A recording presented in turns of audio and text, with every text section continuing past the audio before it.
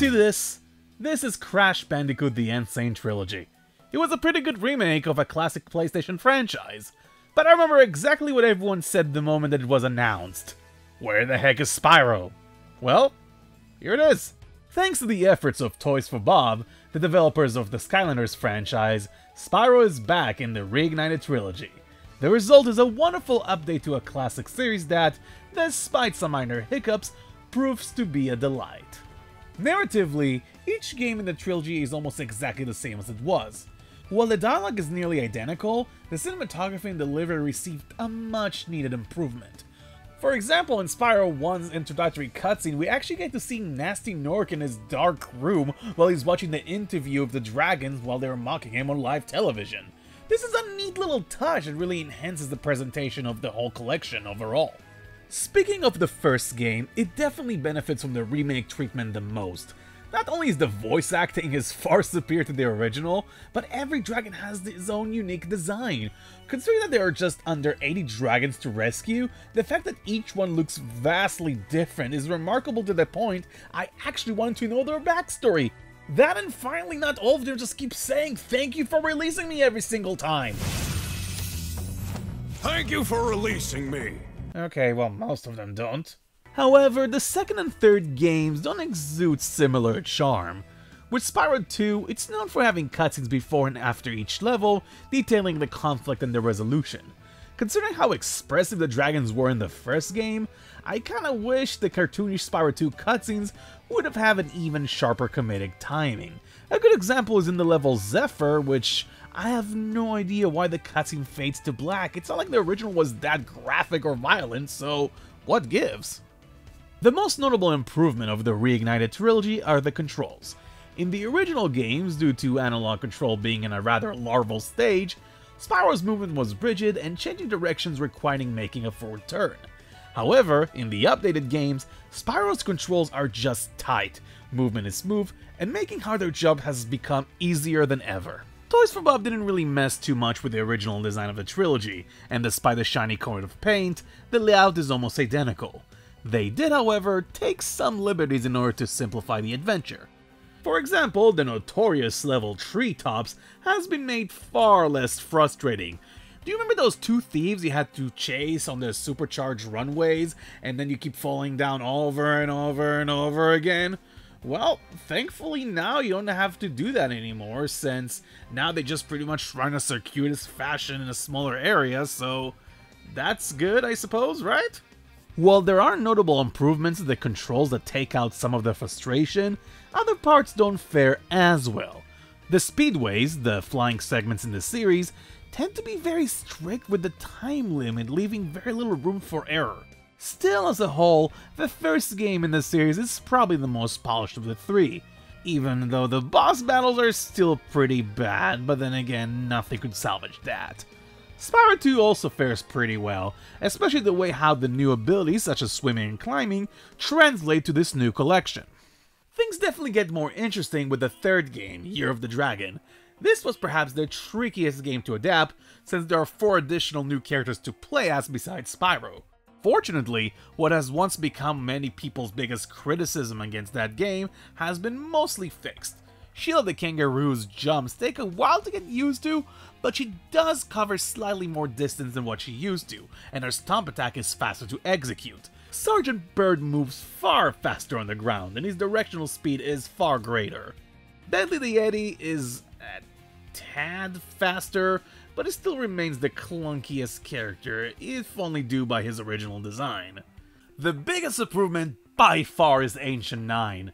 What was originally a very clunky and unresponsive shooting segment becomes a rather enjoyable third-person shooter with proper analog controls. With Agent 9's mission in the firework factory in particular, which was horribly frustrating in the original game, has become a rather engaging first-person shooting gallery. It's a shame that despite all those great improvements to all the characters, they don't get much use outside of the obligatory minigame. There is no denying that Spyro Reignited Trilogy looks absolutely spectacular. What used to be green polygons are now luscious fields of grass that Spyro can even singe with his fire breath. Some of the color palettes, especially in the later games, really shine. Spyro himself is definitely the graphical highlight with his feline-like movements and his expressions during the cutscenes. He's just absolutely adorable. However, some of the graphical touch-ups come at a slight price. Due to how tall blades of grass are, it's much harder to detect gems. Thankfully, Sparx the Dragonfly's ability to detect gems, which is now available from the start in every single game, is extremely helpful. Speaking of Sparx, I did run into some minor issues of him not eating a butterfly right away, or grabbing a gem when he was right next to it. Thankfully, those are the kind of problems that can be easily patched in the future. My last gripe is with the load times, and don't get me wrong, I understand the game has to load those big and complex levels that are brimming with detail. That makes total sense to me. What doesn't is the fact that every time you lose a life, the game has to take anywhere between 5 to 15 seconds to load a checkpoint, and sadly, this really breaks the pace. Out of the 3 games, Year of the Dragon is probably the most disappointing. The last outing is riddled with a myriad of glitches.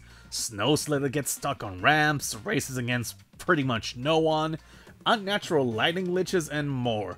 Those issues can be easily patched in the future, but Spyro's third adventure definitely needs the most cleanup. A remaster to the soundtrack brings new life to the trilogy, and it even has dynamic features now. For example, if Spyro charges, there are galloping sounds. If he swims, the track sounds more muted. A lot of the melodies have retained their original composition, but now they contain more modern instrumentation, which fits pretty well. However, some tracks, like Agent 9's Lab, which is my favorite track in the entire trilogy, feels rather hollow compared to Stuart Copeland's original work. Thankfully, the game allows players to toggle between the Reignited soundtrack to the classic tunes. The voice work is also top-notch. The first game in particular is great since the dragons are no longer one-dimensional and show more quirky traits. It also helps that Tom Kenny, who voiced Spyro in the second and third games, now plays Spyro in the first game, and he does a wonderful job with the original dialogue, bringing a consistency between all games. What about Nasty Nork? I'm going after him. While it's great to hear Greg Berger voice Riptor again, it's kind of upsetting that he didn't reprise the role of Hunter. Robbie Damon does great portraying the overconfidence of the dopey cheetah, but loses a bit of Berger's original charm and snark, but it's still a good take nonetheless. At the end of the day, despite not sounding exactly like the original cast, the new talent does a great job. Also, Moneybags is still a greedy bastard, and I wouldn't want him any other way. You can have unlimited use of the elevator for a one-time fee of only a few gems. It's a pleasure doing business with you. Admittedly, bringing Spyro the Dragon back into the spotlight after so many years with such great fidelity must have been a difficult task. Thankfully, the development teams, headed by Toys for Bob, have done a great job bringing all those classic games back with modern updates that still retain Insomniac's exquisite design. While there are some slight issues, the developers can easily tweak them. Having such a great collection of games for an affordable price is definitely one reason why Spyro the Reignited Trilogy is the best gem a dragon can collect.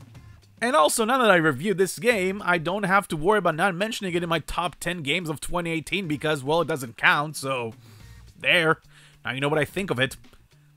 Sorry, I think that probably ruined the end slate, but thanks for watching and I'll see you all guys next time. Bye-bye!